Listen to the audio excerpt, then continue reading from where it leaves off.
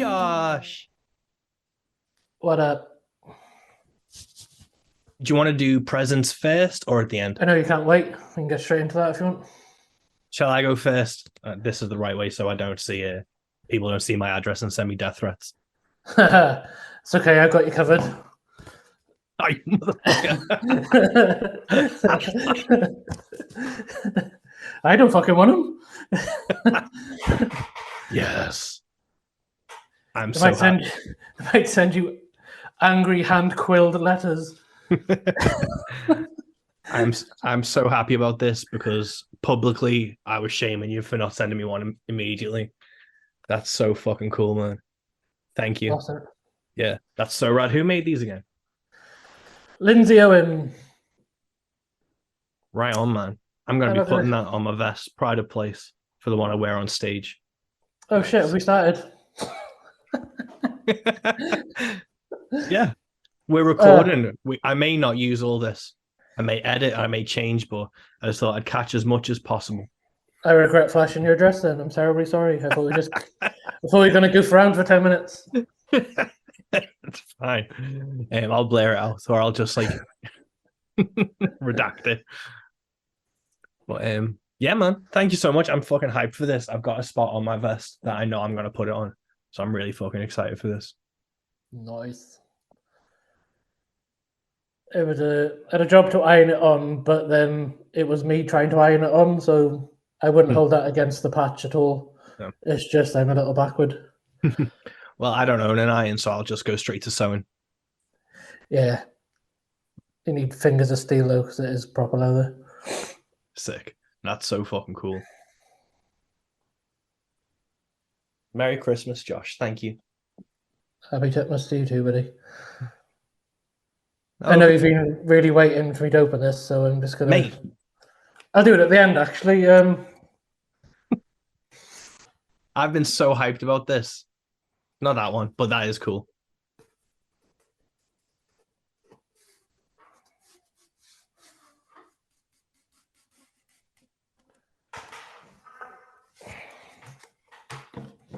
Cutting down. Oh, fuck yeah. Signed. Yeah. Do you know, I forgot to get mine signed to me. So I have a regular signed poster and you have a personalized signed poster. I really thought you were going to get them to give me abuse on here, and I'm just surprised that it's not. Mate, after you said, I wonder what you've got them to write, I realized there was so many missed opportunities, but my head was just completely burnt out from fucking running the gig. That was just like, I need to get this signed and go home.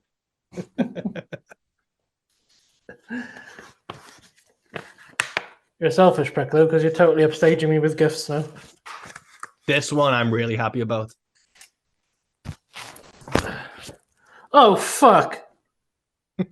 You glorious, glorious bastard. Yep. That is the coolest thing I've ever seen. You know I'm a big Don Williams guy as well. I'm buzzing. And it's the ticket stub from like Liverpool as well, so it merges our friendship perfectly. Mate, that is like the most thoughtful thing ever. And again, you've showed me right up, you selfish prick. That's amazing, man. But this is all Ash's fault, you know, because he'd been doing all this like Willie Nelson merch or memorabilia through eBay.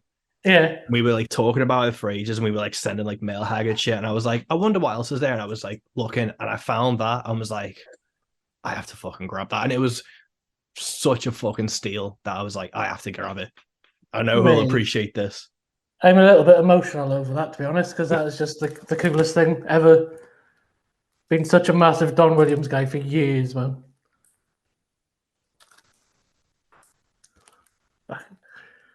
Prick. Oh, man. What have you done? Yeah. But it's a Christmas miracle. It was, because I said I had something for you to either when you finish your album or Christmas. The album's not getting finished. Christmas comes around sooner. So here we are. Happy Christmas, Josh. I hope you find a frame for it, for your nook. My nook. Definitely going to be framing all this. I've got all the gig posters in the hall, so I've got like a bit of a walkway in now. So I've got just a spot for that one. Yeah. Sick, man. So let's get down to brass tacks. I enjoyed last year's podcast. I re-listened to it today. and it took 10 minutes before I realized that it was at 1.5 speed. I just assume I talk that fast every day. I didn't notice the difference.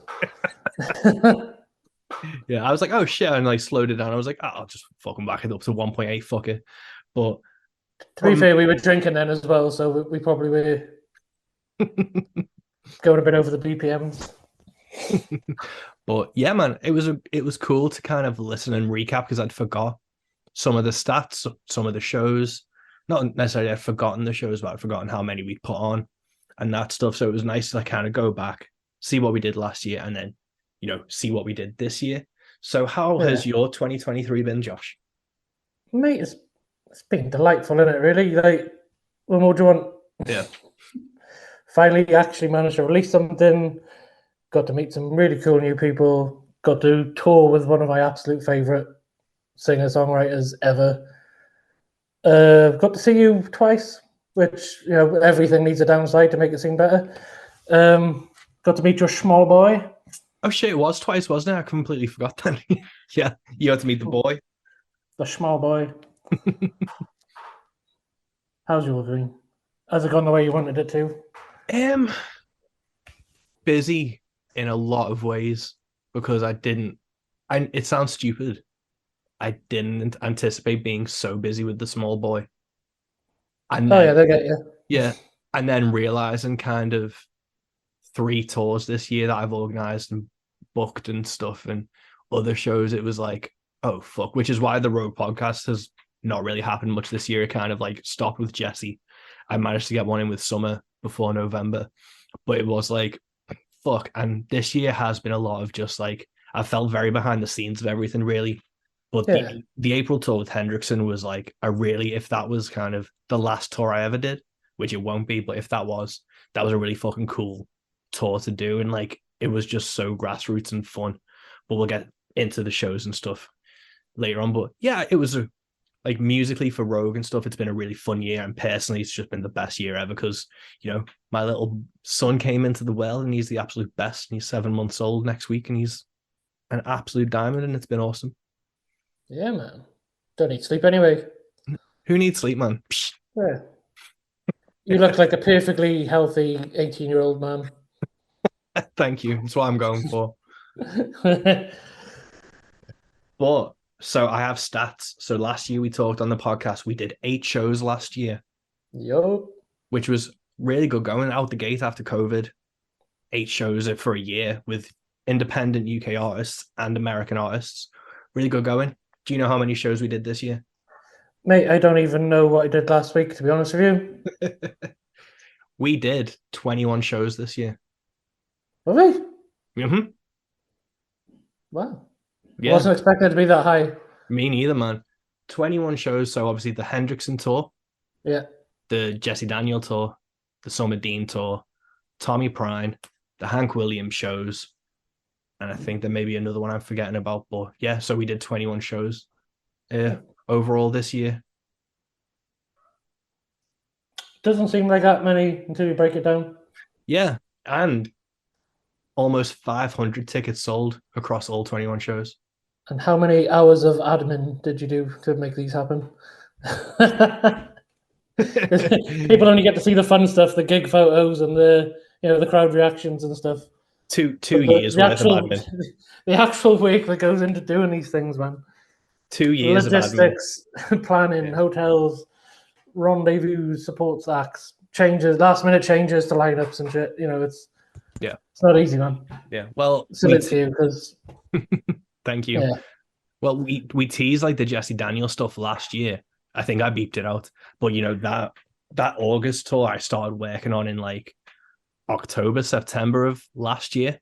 So it took almost like a full year to come to fruition and stuff. The Tommy Prine stuff I'd been working on the year advanced. Summer Dean was kind of early 2023. So it's like a year of admin to put these fucking shows on, man. And I'm already working on next year's and I've got up to September sorted anyway. Well, you got to be proactive and you got to do it in advance. You don't just drop these things on your lap, do you? No. There's a lot of work going into that. Like I said, if we've announced that gig, then it's already been in the books for months. Yeah, and that's what I wanted. I didn't know if to talk about it now or talk about it down the line. I'll talk about it now. So I wanted to do a video about how Rogue Country shows work. So if any artists are wanting to work with us, then they kind of know what the deal is. Because I messaged, I think it may have been April Moon, because they messaged about some support slots, and I feel absolutely bang on saying no all the time to people, because that's not what I want to do. That's not the case. The case is when I book, so the Jesse Daniel tour, we'll take that as the main, like the first example. So I started speaking to Jody, Jesse's fiance and manager, last year. I started speaking to his booking agent last year. And that was, we know who we want to come over. And I always instantly know who I want to open the shows. And especially with the tours, the whole package deal is we did it with Ags, we're doing it with the tour coming over next year. The whole point is we put a UK act as the kind of driver, logistics, tour manager, and then kind of the support act. So they're a complete all-in-one care package for this artist to come over, so it saves them expenses. So the tour support is booked basically the second I've emailed to get this tour off the ground. I already know who's going to be opening it. And that is when people message once the kind of tour posters up, it's way too late. And that's why we started Rogue and why we started booking shows, was because we realized that, you know, by the time the tour poster is announced, those opportunities are pretty much gone. So you need to be the one booking the shows, so then you can have control over who you get to open for them. And that's, you know, where we managed to get like Chuck to open for Tommy, got Ags for Summer Dean, and those are the type of conversations that need to be happening like a year in advance. So when someone messages saying, can I open this show? And I say no, it's not a personal dig. It's not that I don't like your music. It's not like anything like that at all. These shows are already spoken for 9 to 12 months ahead of schedule. We've had these conversations as well. Who's going to be a good fit, not just musically, but personally, and you know, who's there doing the work as well. You know, it's like who's going to be trying to sell tickets, who's going to be trying to elevate themselves. Yeah, it's stuff like that. There's a lot of things to consider. Like I say, we want to elevate UK acts as well and give them a chance. So to try and pair the right people up together, so that the touring act not only gets the best experience they can have, but hopefully we can shine a light on whoever we've got in mind at the time as well. Yeah, and it's making sure that UK act is right for the opportunity at hand, because, you know, if they aren't posting regularly, if they're not really like pushing Spotify or whatever they're working on, then it's like, what opportunity are you going to squander, basically? So it's like making sure that all these things are in line before we can even get started. So like the tours we're working on for next year, I already know who the support artists are, because that's how I book things. That's how I work with, like, when I either get an opportunity for an artist, I go, so-and-so will fit really well with them. And if they turn it down, I then start looking. But the largest part of the time, if we're approaching someone or someone approaches us for a, you know, a tour or a headline show, I know who's booking them within the first 30 seconds of that conversation. So that is how it works. And someone commented, because I was looking for promoters, and they were like, are you looking for bands as well? Anyone who posts on the Rogue group, engages with our social media, comes to shows, we are already aware of you and we know who you are, and we will reach out as and when something fits. If you want to keep messaging us, that's completely fine. But this is the whole thing where I don't want to keep saying no to people and people thinking that it's a dig or it's like a slight or I'm ignoring them or it's just me being a dick. It's really not. It is. We have these limited opportunities I can't put on every show I ever want to do. And I already know who I want on most of the time. Not only that, it's like we've dealt with a lot of acts over the last 5 years. You know, we know who's been there from the start. We know who dips in and out. You know, we want to give opportunities to the people who've been around and paid back into the community as well. It's all about that community. I always tell everybody, make sure you're posting in the group and stuff. Yeah. Because, you know, we're at a stage now as well where we don't have time really to go around and search out what everybody's doing as well. So make sure if you're posting in the groups and stuff, then we can see it. Yeah, totally. That helps us stay in the loop as well. It's not just like a case of us actively searching.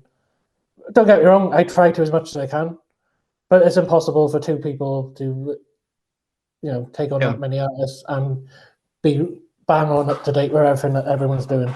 Yeah, 100%. Like we do listen to everything that gets posted in the road group. We do listen to, but if we can find the time to message back, and if something applies, we will. Because I've already messaged a few groups who have reached out, and I'm like, yeah, we'll start working on something for the new year, even if it's just kind of like the podcast or adding to the playlist or something. We'll try and do something, but god damn, we're busy as well. I know, but like the reviews, for example, like we're way behind. I've written a stack, and we haven't had time to really organize all that sort of stuff, and it's still getting through that backlog as well. Yeah, man. Which I've isn't got necessarily a bad thing either, I think, because no. like you don't want to just get all your reviews in the first week. Yeah, You know, a little slow burner, that's keep what keep the interest going on it and stuff. that's what I think. I think, especially with like independent releases, it's never hurting to get a review 6 months down the line. It never No, hurts to kind of be on the podcast 6 months down. Because again, people will message me in like June, July, August to be on the podcast. And I have a fucking newborn baby. And it was just like, I literally cannot find an hour of non like crying or shitting time. And that was just me, not let alone the baby. I've met Like, you before. I'd follow you away. like I don't have the time to do a podcast, especially with Americans in different time zones. It was absolutely fucked. So I have people on my list that I am going to be reaching out to next year when shit's a bit calmer to have them on, and then we can talk about what they did this year. And again, I apologize. I'm going to be listen. I've got a new baby. I'm busy as fuck. I will try my best to get back to you, but it's not going to hurt to have a little promotion down the line of something when you've Yeah, but only that, like, if it takes a little bit longer. Again, we sort of get a glimpse at people's attitudes as well. Then, do you know what I mean? It is, And and it's that's the thing. We want people we can build with, and people who pay it forward as well. And a good working attitude goes a long way, especially dealing with these touring acts and stuff. We want to be able to trust people that we put on these shows to do a good job and represent themselves well. No, 100%. Because even though we are who we are, we still want to have some level of professionalism to this. Oh yeah, you got to start somewhere, don't you? And we're at that level, I think. But yeah, we do. And speaking of, I want to do a shout out to Tom Frankham, who designed the Jesse Daniel and Summer Dean tour posters this year, and the Road Country T-shirt design for the new Team Pheasant. Phenomenal designer. Jesse Daniel fan. Again, reached out through social media. I really like this stuff, so I was like, let's fucking work together on these, and I'm gonna be pestering him in the next couple of weeks for tour posters for next year. And also Neris Griffiths, who was the photographer all of our rogue shows up in the world. She was great, and she was like really like patient and took really great crowd shots, really great merch table shots and stuff, and really captured like the vibe of a rogue show. And I'm really happy with her, and we'll be working together in the future as well. On that note as well, I'm going to shout out We the D. He did all the Welsh dates this year, including the Hank Williams shows and stuff, not just the big tours, but he's always with us, doing some great shots again as well and putting nice packages together. Yeah. But then that's what a scene is, isn't it? It's a community of people with a common goal working towards that thing. Yeah. Many yours make like rowing and all that sort of thing. Yeah, 100%. 100%. Together strong. and that's kind of been the cool thing to see, like the non-musicians kind of take a step up and be like, I want to contribute, because we've got the Rogue Flyers, which are available to be sent out to anyone. If you have a tattoo studio, if you have an office, if you have a place of work you want to get these out to and spread the word, I'll send them to you, and I will send them to you off my own dime, because I'm really care about getting this out, and people took up the call. I've been sending these out across the UK, and it really means a lot that people are sharing them at gigs and flyering where they can, and it's a huge thing to see this kind of community step up. And it's it's been really nice this year, especially like the Hendrickson shows. People were coming up in Road Country t-shirts and stuff. It was wild to see like people give a fuck. But like contributors as well, they've been a lifesaver this year. We've had people step up and like gig photos, videos, reviewing shows. Yeah. We can't get to everything. Yeah. People like Brandon and Jackson who go to a lot of gigs. They've reviewed so many shows for us this year. Yeah. That's been a massive help, It's all about that community. If you're only thinking of like the self level, then what are you doing? Like a scene can't be a person on their own. No, 100%. And what is a scene? A group of friends who like the same shit, working towards a common goal. Exactly. Fans of this music, wanting to hear more of it. Mm-hmm. And speaking of fans of this music and wanting more of it, before we get into our kind of favorite albums of the year, we put a shout out on the Rogue Country group. And these are some of the people and what their albums of the year have been. And again, like the five I've picked, and I assume the five you've picked, we've not listened to every release this year. So there's a lot of stuff on these lists that I'm like, oh shit, yeah, that came out.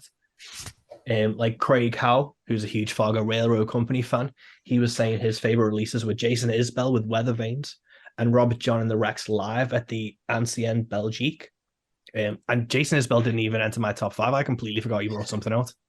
I didn't even know, to be honest with you. And I used to listen to a lot of Isbell. So, like, if Isbell could slip under my radar, that's more. Yeah. That's why you need to post in groups and stuff, man. No, 100%. Richard Brewer, friend of Rogue Country and a local lad who's come to a lot of shows, he said Logan Ledger's Golden State. That's a great album. I did get a chance to listen to. That's a great shout.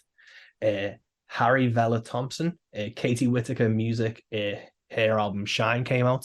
So that's a good one we recently discovered as well, again through the Rogue Country group. Brian Clark, huge friend of Rogue Country. He is also another local guy who comes to a ton of shows. He, in his incredible detail, gave his favorite single, his favorite EP, and his favorite album, because that's what Brian does. So his favorite single was The Ballad of Annalee Swan by Lewis Berner Pugh. Berner Band, friend of Rogue. His favorite EP was Origin by Megan Lee. Great pick. I listened to that EP. It was killer. And his favorite album was Demi Mariner's The Things We Didn't Say. I've not heard that one, but I'll go check it out. But yeah. What else have we got? We've got Papa Ward, David Ward, Jackson's dad. Call to Walls. Yeah, Call to Wall, Little Songs. Again, that was a great album. I completely forgot that came out this year. I've been rinsing that one, man. That's I get obsessed with stuff. Like, I've heard that one a few times. Yeah, Johnny Graham and Brennan Lee's Ain't Through Honky Tonkin' Yet. Great album. Bob Shoulders, again, Weather Vanes by Jason Isbell, and All Bad, and he puts by the Shoulders Boy, so I assume it's a relation. Who else? We've got Alex Zimmerman, Jack Browning's Red Eye Radio. We've got the Phil Billy. He put forward his own album, and I love the confidence with Dirty Skiffle Volume 1. The audacity. I love it. Yeah. And there was another guy, Oliver Sayani, and the artist is Blind Feline, and the album is Kentucky Drifter, and I've not heard that either. But Oliver's a musician as well. He's on my radar. Oh, cool. Yeah. He's the one I said looks like Brando when he had long hair. Yeah, onto. Like, yeah, it's uncanny, man. But yeah, they've been real Random Brindley. The Random Brindley. Yeah, they've been some of the Rogues picks of this year, and they're all great records. I really need to re-listen to Weather Vanes by Isbell because I do enjoy what he puts out, and I feel like Weather Vanes, the last album I wasn't a huge fan of, but this one seemed to be a bit better. But again, I completely forgot that came out this year because time's a circle. Do you want to get into our picks? Do you want to go first? Yep, let's get into it. My first pick would be You're Gonna Break My Heart by My Crooked Teeth. That's a fantastic single. It reminds me a little bit of Farron Young, and I do enjoy being reminded of Farron Young. What's not to love about it? A cracking single, definitely. I think you may. Have you done this thing you did last year as well? Where I've looked up the dates and I've changed all of a sudden. Where is it? View album. Listen, if it's running smoothly, don't have me on. I'll let you have it. That came out the 20th of January, 2023. It just seems so long ago, but that is a fucking phenomenal song by My Crooked Teeth, who also opened the London show for Summer Dean. I've got notes this time, you fuck. I'm not saying they're right, but I've got them. I can't read them either, so... Yeah, no, that's a great pick. And obviously he was on the podcast. If you've not listened, go back and listen to it. And that is one of those things he shared it to I think he shared it to the group.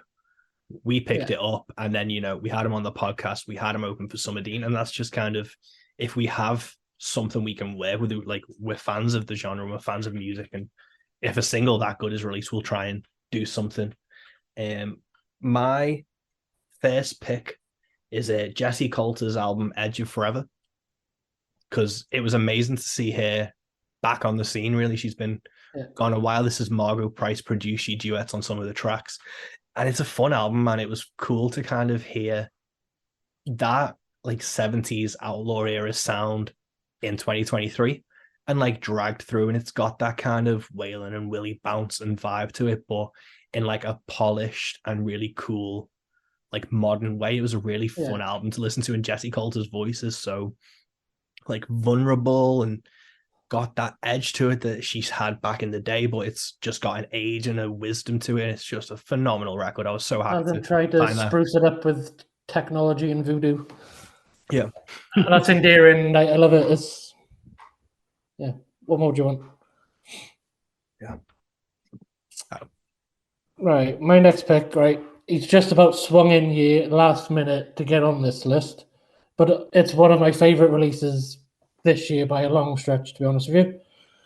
Robert Henry and the Repeaters, the way it usually goes. What a banger of an album. Mm-hmm. Oh my God. It slaps from start to finish. Like, and I love the artwork on the album cover as well. It's like, it reminds me of sort of like 80s wrestling. It's like all these bright colors, and it's just, I love it. I absolutely love it. I've been listening to that for the last 2 days non-stop pretty much. Yeah, I only discovered that in the last couple of days because I think Tempest posted about it, and I think everyone kind of forgot, or it just slipped under the radar, because his EP was phenomenal. His voice is just smooth as fuck. Insane. That record's so good. Yeah. What a the range on his vocals blow me away every time, because he can go for like really deep, rich tones to like screaming. Yeah, and the song itself usually goes as a phenomenal fucking country song.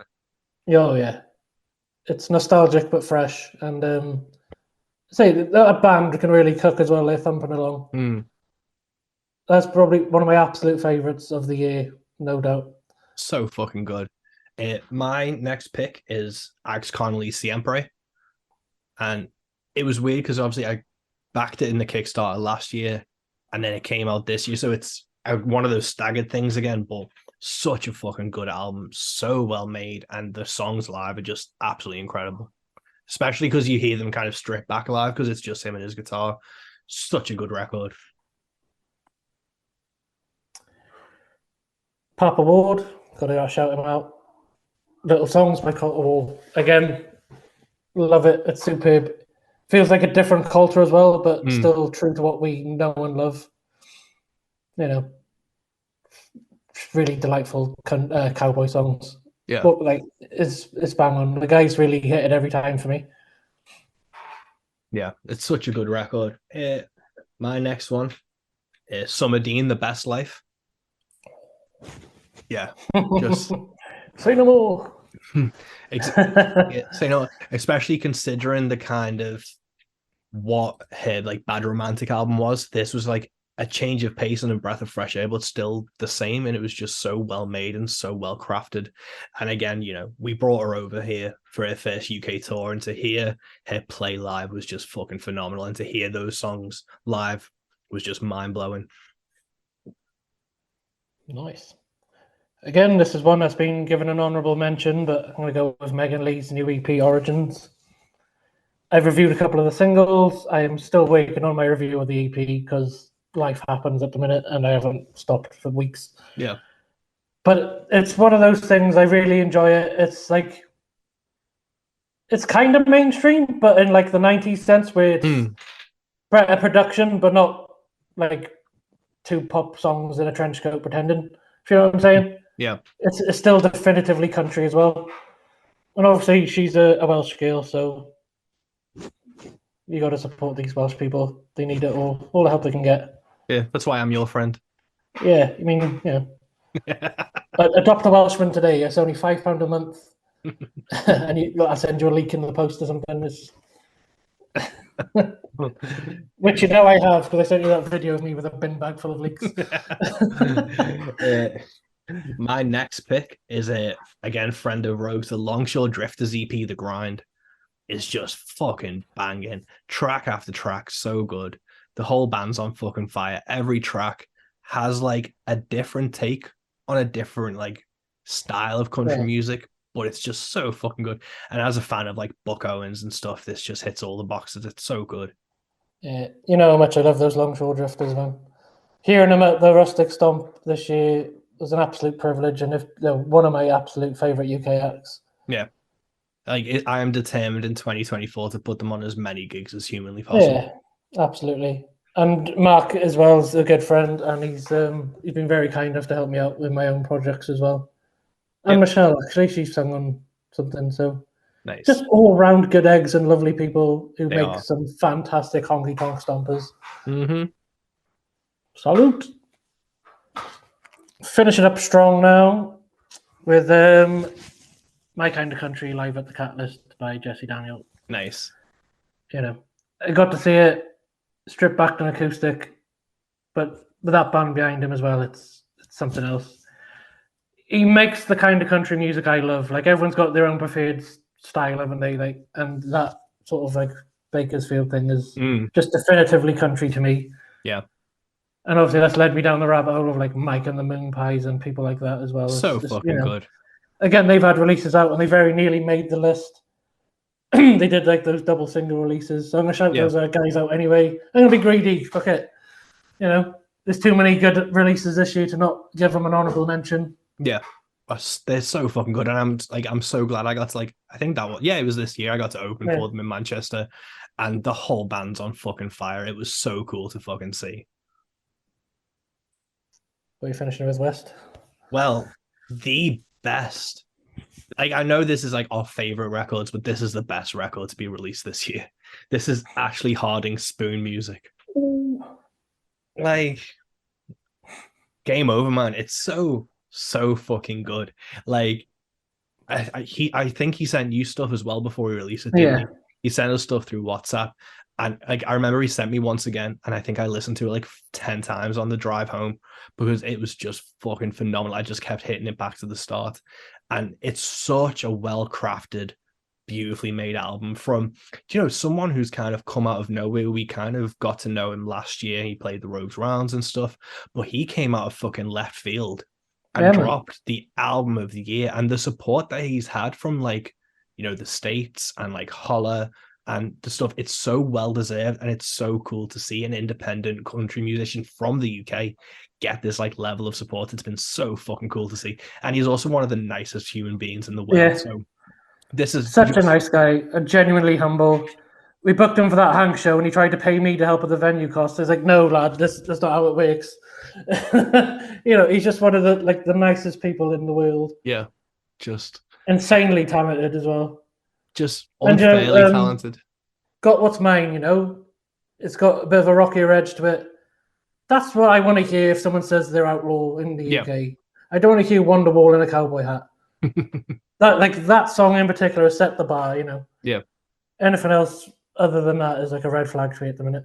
Yeah. No, he every track's just a fucking back. It's so good that one of the guys I work with, he was he always asks, what should I listen to? And I'll send him a few requests. And, he's pretty honest and is I don't like that. And he's listened to Spoon Music, I think maybe more than I have. And he kept texting me going, I really like this album. And then when we were in work, he'd put it on and be like, I really like this album.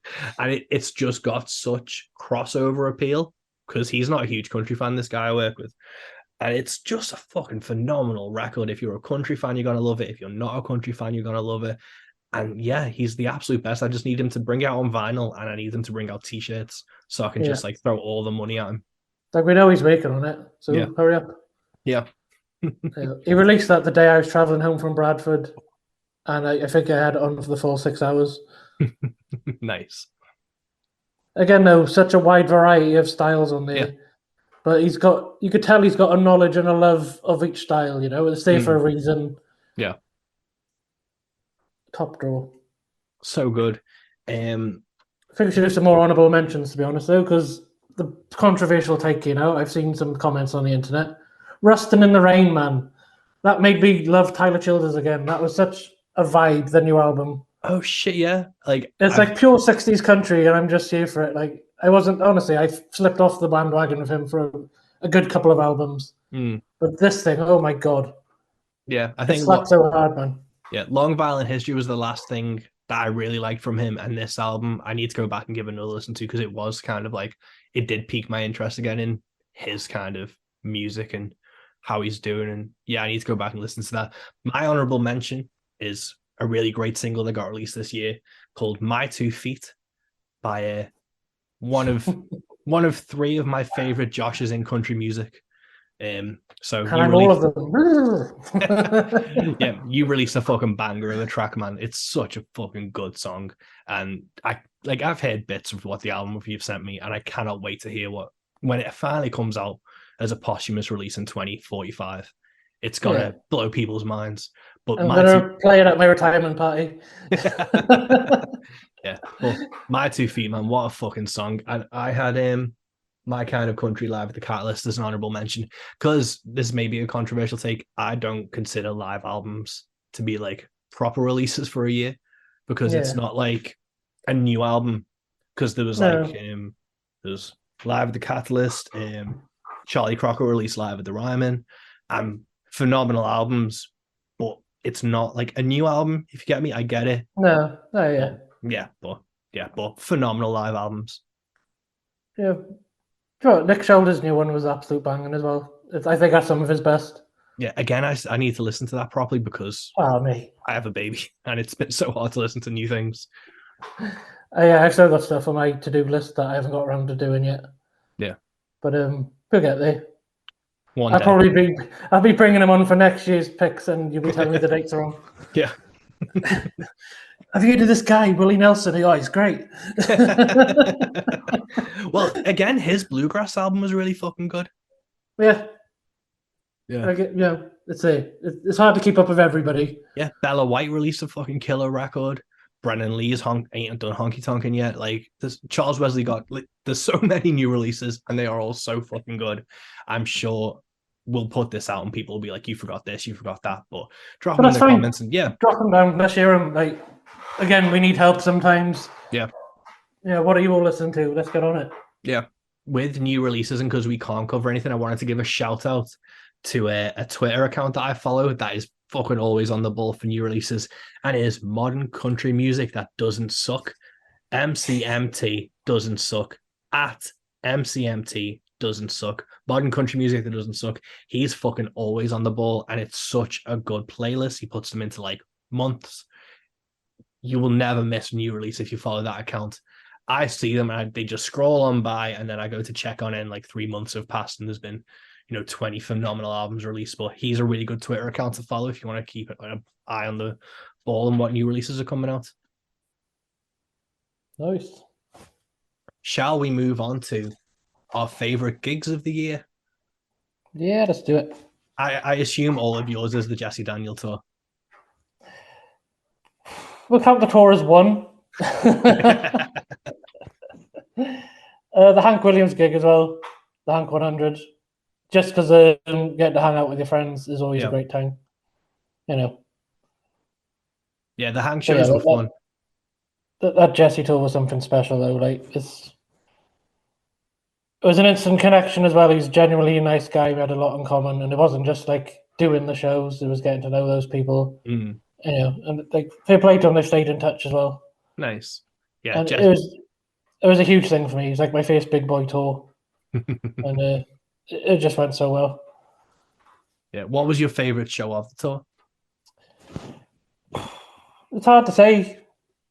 They all had the like different moments and stuff. It's for different reasons as well. Mm. And again, I was that focused on like making sure we got everything right that it sort of like went in a blur a bit. I would like to pick just one. Mm. Well, the correct answer is Birkenhead. Yeah, I'm not gonna fucking stroke your ego though, am I? Actually, I'll give it to you because you picked me up for a photo and you're pulled back. I'll put the photo in here. You deserve it, man. Like honestly, I'd go in for World's Strongest Man or something next year. Like the Beast, Mike West. But yeah, man, the feedback from the Jesse Daniel tour has been absolutely insane. Jesse and Jody are absolutely lovely people. I don't think they really knew what a bacon butty was. No, they ate them and they were really polite, so that was like nice. But yeah, like I wish I could have been there for the whole tour because London looked amazing, Swansea looked great. It was boss to kind of see Birkenhead show up for it because that was the kind of biggest selling show And outside the of this. London one, like, there's such a difference between a matinee show and an evening show. You go from like politely clapping along and really listening crowd to falling drunk down the stairs in a matter of hours. Yeah. But what a way to kick it off. Yeah, man. And that was the thing because we did the London show, it sold out. And then they were like, well, we're there in the day. And I had to like message the venue to be like, can you please open early? And yeah, what a fucking wild ride for that tour, man. But yeah, so the Sonny Sweeney show was great as well. yeah. Getting to do that in Wales and like be in that environment, it was a really nice venue, converted chapel. They had like cinema seats where the pews used to be in the deck and stuff. I made some questionable pizza choices, which really frazzled my little country bumpkin mind. The worst pizza I've ever seen. I ate it. I wouldn't have. I would have fucking Axl Rose that shit and left. Yeah, I hadn't eaten all day though. I was starving. Didn't even chew it; just rammed it down. How about you? What was your favorite shows this year? Well, the Jesse Daniel, basically every show we put on in Birkenhead has been absolutely fucking killer. The Jesse Daniel and Josh Bettis show was absolutely amazing. And the cool thing with like all three shows we put on at the Swinging Arm moved rooms, because it's, it's crazy to like have these artists who aren't, Sierra Farrell sold out, but she's fucking huge. She's got like the numbers are just through the roof. Jesse Daniel and Summer Dean and Tommy Prine, absolutely incredible artists. They're getting this traction, they're getting these numbers, but they aren't necessarily massive. So to see these kind of numbers of tickets going and people showing up to shows has been phenomenal. And as like we're fans of this music, so to see Jesse and Jody do a strip back set, like I said to them when they came around, it was the same feeling I got when I saw Tyler Childers in front of like 60 people in Manchester. I'm like, this is what underground country music is. This is, the start of a scene. This is like lightning in a bottle. And you have killed the fucking opening sets. You've smashed it so hard. The feedback from everyone who's seen you has been fucking killer. And it was cool because you were riding the kind of heat from your single coming out and the tour. So it was like, again, it was just the perfect time to kind of see you guys live and just watch the crowd react to you how you deserve to have a crowd react to you, because it's just been fucking killer. Tommy Prine was absolutely amazing. He's just a really great, intricate songwriter. Obviously, it's easy to compare him to John Prine, his dad, but it's just a different vibe. It's like a bit more modern, a bit slightly indie kind of folk, but it's just so fucking good. And he writes really emotional songs about like father and son relationships. And as a new dad, I was just fucking in the back blubbing my heart out. Yeah. And then again, Chuck can hit you like that as well, man. Yeah, like, Chuck, a perfect pairing. Yeah, again, Chuck was absolutely phenomenal, and it was cool to go from kind of, because it was in August, it was the same month as Jesse, to go from like a rowdy honky tonk at the Swinging Arm so you could hear a pin drop in the same venue, thanks to those two artists. And Chuck was the exact same way with his storytelling and his craft. It was just phenomenal to watch. And I still need to send you a CD because I keep forgetting to. Again, like that would have been a hill I would have died on, getting Chuck on that gig. It was perfect. Yeah, he's also got a little history with John and like the songwriting styles and like the way he conducts himself as well. Nicest guy in the world. I've learned a lot from him over the years as well. He was at one of my very first ever listening shows. Oh yeah. I was on the bill with Ags Connolly and Chuck was sat in the front row. I was like, these are like two of my favorite songwriters in the UK staring at me right now. And my ass properly fell out, but I remember him taking me to one side afterwards and giving me some advice and stuff. So yeah, no, he's such a fucking sweetheart, and that was like the first time I'd got to meet him as well, which was really nice. Yeah. And then the Summer Dean and Ags Connolly show, it was interesting because we had to move venue, so I had to use my PA system, which isn't the best. But the summer show felt the most punk to me, which was like a really cool vibe. It was a really cool feeling because it was so independent and DIY. It wasn't like we had a sound tech, we had like a proper venue, we had lighting. So I know some people weren't a fan of that because there wasn't the polish on it. But for me, like being a huge fan and growing up with like the punk scene and being such a fan and reading documentaries and watching like documentaries of like the DC scene with Ian MacKaye to kind of put a gig on that had that vibe. So it was so fucking good, but it's all just the best country music you could possibly hear. And Brandon Ridley opened the gig and fucking smashed its head off. Yeah, he's a good egg, old Brando. Is so they were the three favorite gigs that I put on, but I got to see fucking John Fogerty of Creedence Clearwater Revival this year, Nice. and that was he opened with Bad Moon Rising, and then it was just hit after hit after hit. Like if any other band, that would be the song you close on because it's a fucking massive song, but that was like his 20th hit. Yeah. So he just had fucking hit after hit after hit. And it was an incredible gig. He's 77 and was running up and down the stage. And I always forget I see him because the next day my son was born. So it was like a fucking wild ride of like seeing John Fogerty and then being in the hospital wearing the John Fogerty tour t-shirt, holding like a new baby and being like, fuck. So John Fogerty is also my favorite gig of the year because he was just fucking incredible. Yeah. A lot of memories attached to that. Yeah, You'll never forget that show. No, not at all. Yeah, favorite gigs of the year. Do you have any honorable mentions or anything else you want to talk about for gigs? I don't actually get to many at the minute because my West is Vegas nights and stuff, and a lot of them are a lot of traveling involved and stuff like that. So I don't actually get to go and watch money as a spectator. So no, I'll leave it to you, city boys. fucking with your fancy subways and trains and when they're working. We need to talk about the Hendrickson tour because of everything that happened. That was kind of like before Baby, and my head's just been a mess afterwards. But so from the end of April, we had Luke Hendrickson over, and the response, that is probably my favorite tour I've done. It was so fucking cool to see people give a shit about me and Luke, and then you obviously joined us for 2 dates, Brecon and London.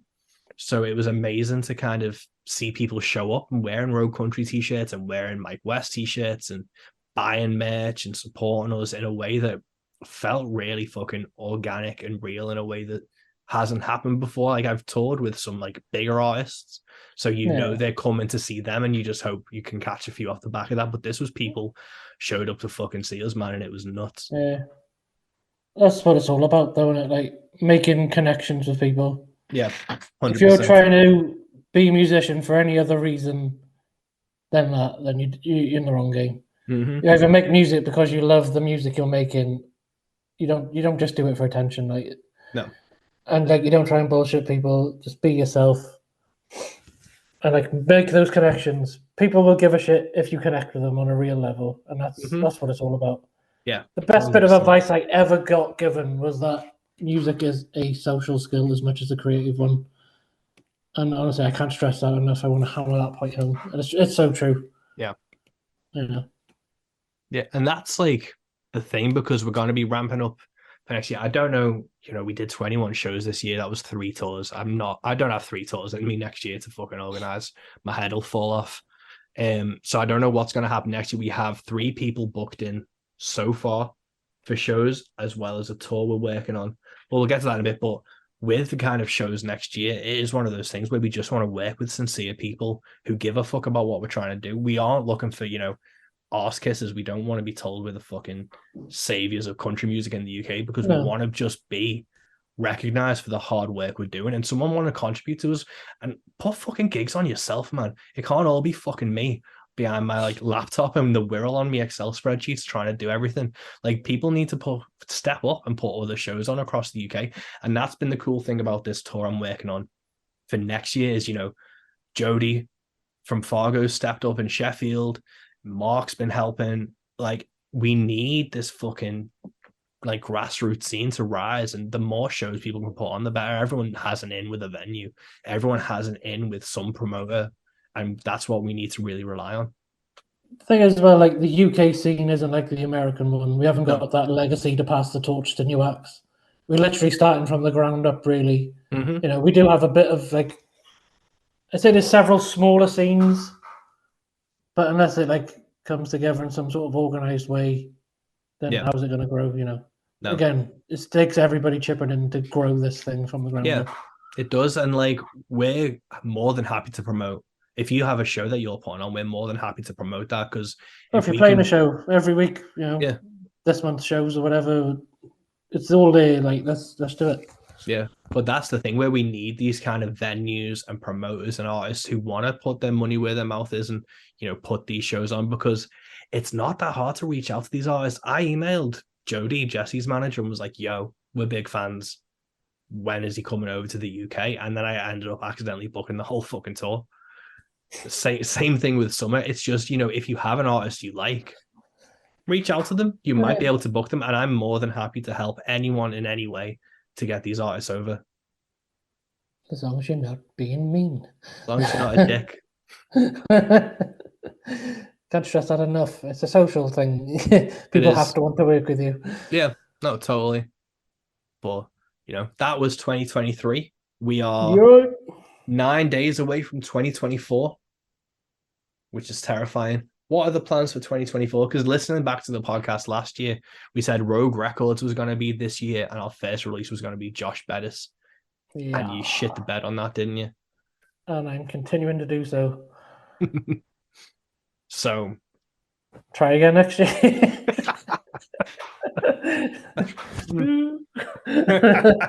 So we'll see what happens. I really do want to hopefully put something out on Rogue Records next year. I don't think it will be me, because I've not even got into the studio yet. I said at the end of that podcast, I was like, I'm going in the studio next year. And Wyatt was like, no, you're not. Not today.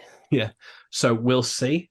The podcast again has been all over the place due to the baby, so I've not been able to record much for that. I really want to put on a Rogue Country Festival. I'm working on that. I don't know if it will happen next year, but if it doesn't happen next year, it'll hopefully happen the year after that. But again, we'll see what happens. And it'd be nice if anyone else wanted to put on something like the Hank Williams shows. If someone else wanted to do a Hank show next year, we'd be more than happy to fucking partner up with someone for that. Yeah, it's collab on stuff, Yeah. I know we've spoken about bringing a few old things back as well, so I'm going to leave that to imagination. Some old formats will be returning hopefully next year. Yeah, we'll see.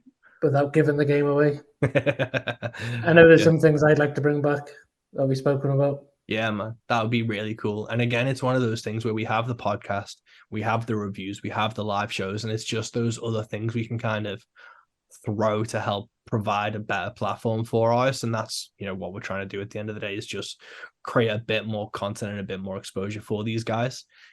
Which brings us on to the live shows of next year. So it's no secret, because we've put it on our pages, that we are working with Sterling Drake on his tour for March of next year. I'm going to say this as well. Brandon Ridley is going to be opening the shows as a tour support, because he's awesome and we love him. We are currently looking for 2 shows left to book on the 18th of March and the 22nd of March. So if anyone wants to help out with those, we'd massively appreciate it. And then the same way as I did last year, I'm going to beep these out. But we have in May, we have in June, and we have September, and all 3 of these are going to be at the Future Yard in Birkenhead, because that's where I live and it's the easiest venue for me to work with. You can't say fairer than that, to be honest. Yeah. And again, if you want shows in your town, I am more than happy to help you in a way to put these shows on, or make connections, or give advice on working with venues and promoters. The only thing I won't do is put my own fucking money forward, because I can't. No, that'd be pretty much maxed out your credit card last time, so. Yep, exactly. Yeah. But yeah, so that's 2024. I'm hyped, man. Like last year, we sat back and, we saw what we'd accomplished with the Sierra Ferrell shows, with the Young Devils and Fargo. And, you put the songwriters round on. We did in May last year, was it? With Darren, Brandon, and Megan. We did the Rogues rounds in October of last year. Oh, next year, I'm definitely going to be releasing the audio of those Rogue rounds gigs. So we will have, is it 4 recordings of live shows featuring me, you, Chris, Jody, Ash, Jason. I think that's everyone that played on them. But yeah, so the live recordings of the Rogues round from last year will be available next year, because I'll pull my hand out my arse and get it done. And that's kind of 2024 shaping up well. 2023 was fucking killer. We fucking did so much, and I'm so tired. And 2024 hasn't started yet. We don't know what else is going to come in. So true. There's a lot to work with and a lot to look forward to. So keep it rogue. As always, keep it rogue. Till next time. Peace. Peace.